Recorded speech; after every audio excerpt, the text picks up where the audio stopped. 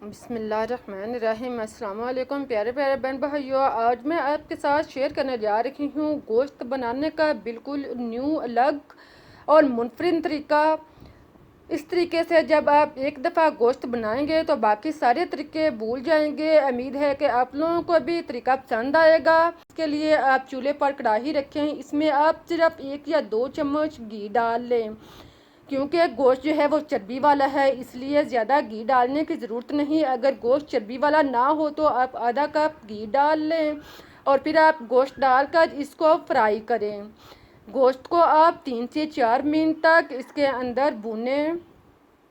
इसी तरह आप गोश्त को 3-4 मिनट तक भूनें। जब गोश्त फ्राई हो जाए, इसका कलर चेंज हो जाए, तो आप इसमें अदरक और लहसुन आप पेस्ट भी डाल सकते हैं और साबुत भी डाल सकते हैं। इसके बाद आप जीरा, काली मिर्च, दालचीनी, बड़ी इलायची, छोटी इलायची सारी चीज़ें आप शामिल करें। लौंग डालने के बाद अब आप इसमें कड़ी पत्ता 1 अदद शामिल कर लें। इन सब साबुत मसालों को डालने के बाद आप इसे मिक्स करें और 1 से 2 मिनट के लिए आप इसको फ्राई करें। आप देखें कि गोश्त का कलर चेंज हो चुका है और इसका पानी जो है वो खुश्क हो चुका है। जब गोश्त इस तरह का तैयार हो जाए, फ्राई हो जाए, तो आप इसमें टमाटर कटे हुए 3 से 4 अदद इसमें शामिल करें। टमाटर डालने के बाद आप इसको मिक्स करें। टमाटर डालकर आप इसे 1 से 2 मिनट तक चम्मच लें और इसको आप अच्छी तरह मिक्स कर लें।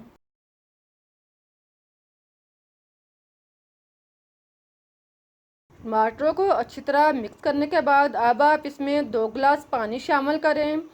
पानी डालकर आप इसको चम्मच लाएं और मिक्स करें और फिर आप इसका ढक्कन बंद करके आप इसको पकने दें।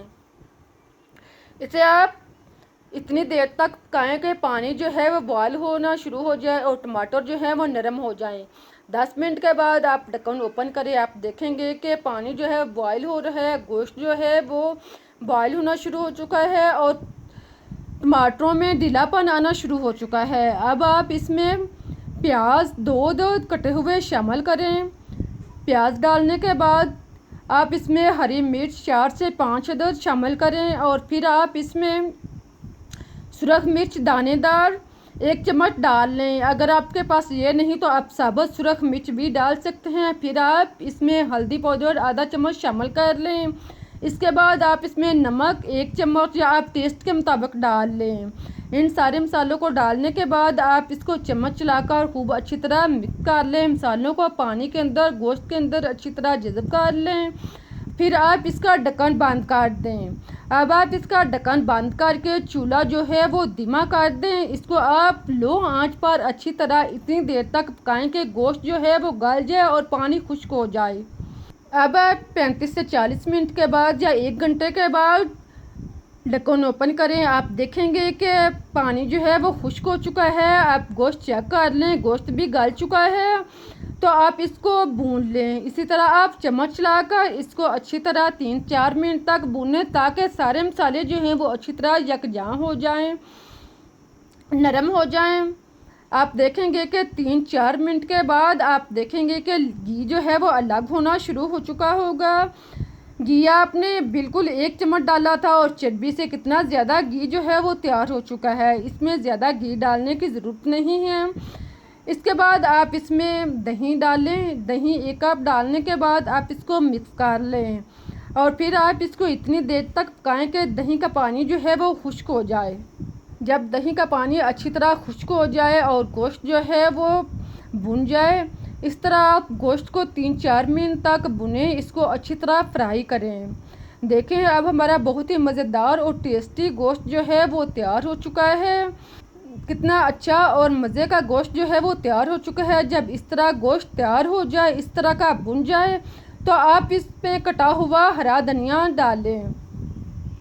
हरा धनिया डालने के बाद आप इसको मिक्स करें और फिर आप चूल्हा बंद कर दें।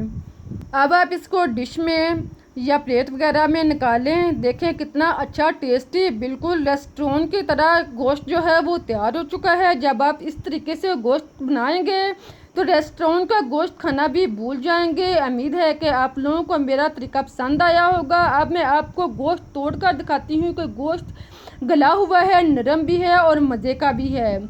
आप इस तरीक़े से गोश्त बनाएंगे तो बाकी सारे तरीके भूल जाएंगे।